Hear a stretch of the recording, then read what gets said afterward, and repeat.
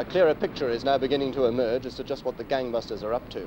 Yesterday they took in 24 men for questioning, have since released 12. But the really significant thing was the amount of weapons they brought in.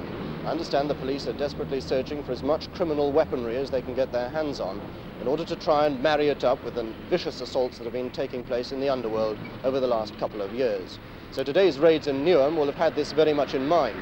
But I also understand that a number of men who the police wanted to interview yesterday were not at their last known addresses. And so the police have been searching through cafes, pubs, clubs and small businesses in an attempt to bring in anyone who might be a suspect.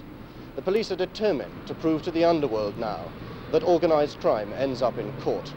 A number of charges are expected later today, including one possibly of attempted murder.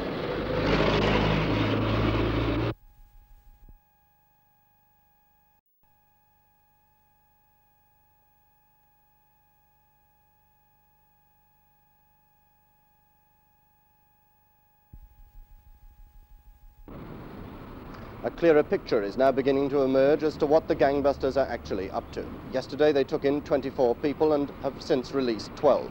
But I understand that by far the most important aspect of those raids was the amount of arms that were taken in. These arms are now in the hands of the ballistic experts, and they're hoping to be able to marry them up with a number of assaults that have been taking place in the underworld over the last couple of years. So today's raids in the Newham district of London will have this very much in mind, trying to bring in as many arms as possible. But I also understand that a number of birds who the police wished to interview yesterday had flown their last known addresses. And so the police have been investigating a number of cafes, pubs and clubs in an attempt to bring in all known suspects. A number of charges are expected to be preferred later today.